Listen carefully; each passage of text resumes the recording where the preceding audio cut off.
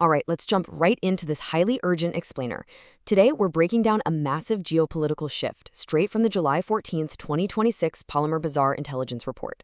We are looking at a major war-related development in the Middle East, one that has immediate, sweeping consequences for global trade, maritime security, and of course, the entire petrochemical supply chain.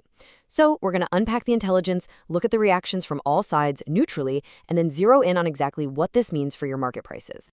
We got to start with the number that's sending shockwaves through the industry right now: 20%.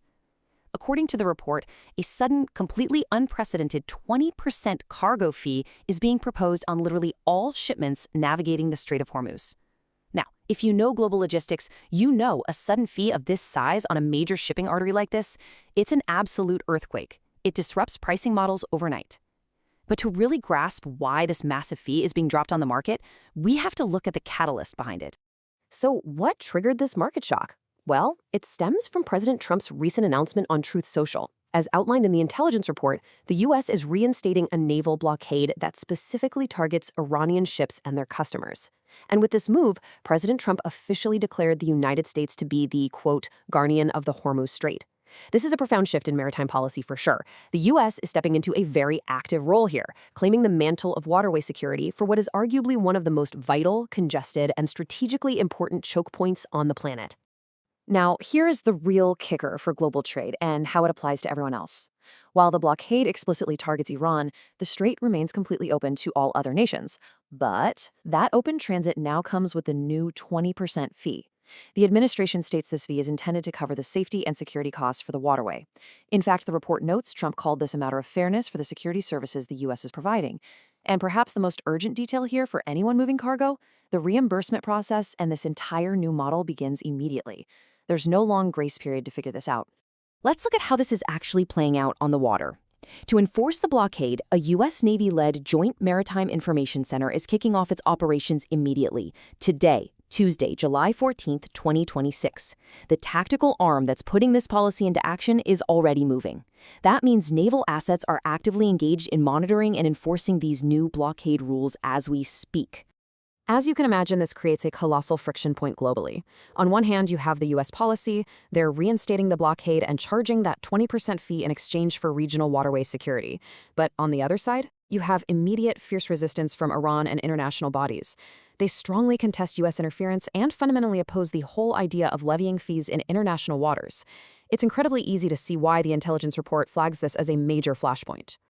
Zooming in on the regional reaction detailed in the report, Iran has firmly rejected the move.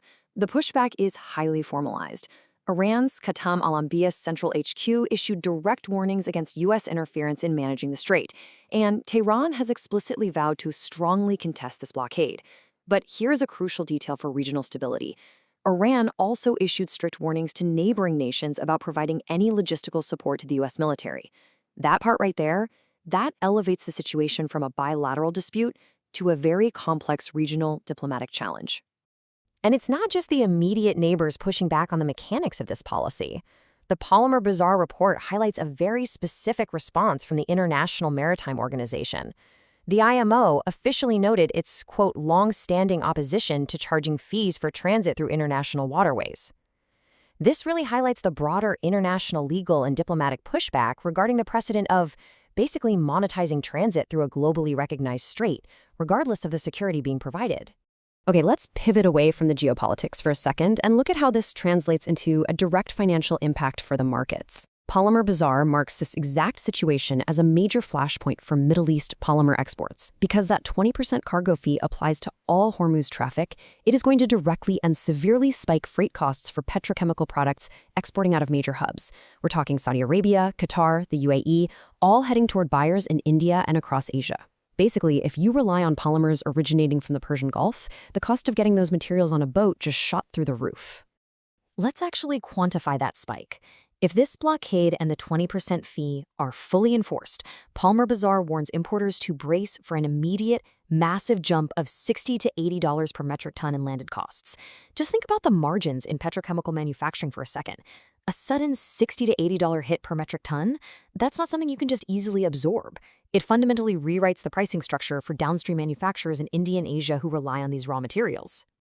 But wait, the financial squeeze gets even tighter. That drastic $60 to $80 jump in landed costs is actually going to be compounded by additional costs, namely war risk premiums. Because you have the US enforcing a blockade and Iran vowing to strongly contest it, maritime insurance companies are undoubtedly going to classify this as a high-risk zone. Those war risk premiums, they'll be tacked directly onto your freight invoices, driving the actual cost of importation even higher than that baseline 20% fee. So what's our actionable intelligence here? To navigate this turbulence, Polymer Bazaar advises Indian and Asian importers to follow a very specific 3-step action plan. Step 1, track your vessel nominations closely.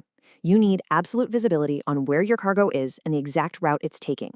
Step 2, hold on to your buffer stocks. In a pricing environment this volatile, inventory is your best defense. And step 3, carefully watch the Government of India's next declarations on Basic Customs Duty, or BCD. Government policy responses might give you some relief, or they could shift the landscape even further, so you've got to stay glued to those announcements. As we wrap up this urgent intelligence briefing, we've seen how quickly a geopolitical declaration translates into massive freight spikes and absolute logistical headaches. I want to leave you with this final critical question to chew on.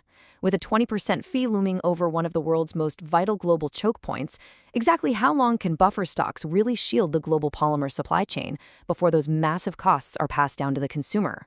It's a rapidly developing situation, and it's one we are all going to need to watch very closely. Thanks for joining me today, and keep your eyes on the data.